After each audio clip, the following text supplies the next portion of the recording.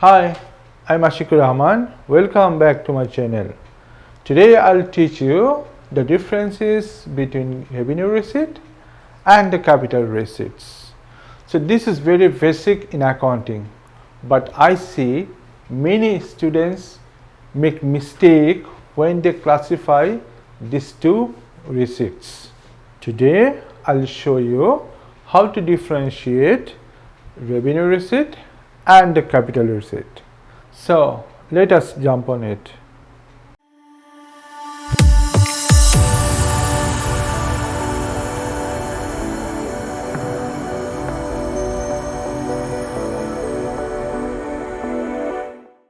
Okay, here I have shown 6 differences between this revenue receipt and capital receipt. Okay, let us see first one. The revenue receipt are sales and other incomes of a business. So when a business sells goods, it is an income for the business. It is a revenue for the business. So there are some more revenue receipts in business, like commission receipt, discount receipt, rent receipt, interest receipt. Okay, these are all revenue receipt. Okay, so here capital receipts occur when a non-current asset is sold. Okay, suppose you have a old furniture in your business, so you are not using this furniture anymore in the business. So what your business decided? Your business sold this furniture. So furniture, already you know, furniture is a non-current asset. Yeah, so you are selling your non-current asset.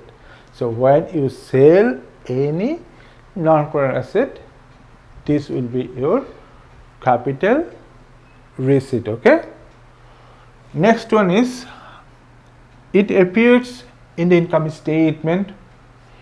So all the revenue receipts comes in the income statement. Okay, so to calculate your gross profit or net profit or loss in the business, you need to prepare income statement.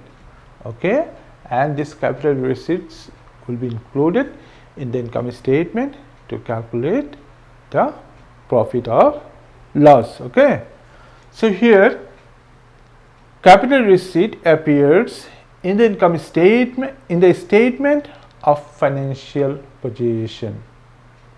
So what is the statement of financial position? Already you know, it is a balance sheet.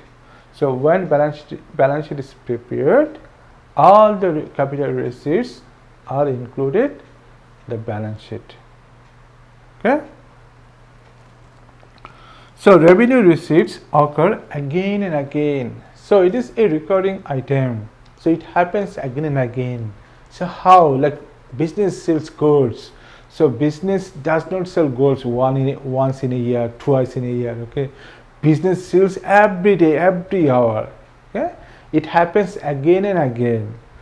Discount received, you don't receive discount once in a year, twice in a year. You receive again and again. It happens again and again. So this item will be recurring. Okay, it happens again and again in the business. What about capital receipt? Capital receipts do not frequently occur. Okay, so you do not sell your non-current asset every day, every month or every week. Okay, so maybe when you have something which is non-current asset but not using in the business, you may sell them. Okay, so next we have number 4. Amount is generally smaller. So revenue receipt is small amount. Okay, it's a small transaction. Okay, it comes in the income statement. Amount is generally substantial. So like it happens sometime in the business, so it's obviously not smaller like this revenue receipt. Okay, what about next one? Number 5. It is shown in the credit side of income statement. What do you mean by credit side of income statement? It is actually like in the income statement, income section, you have to write this one. Okay, So when we prepare income statement vertically, we don't have any debit side and credit side.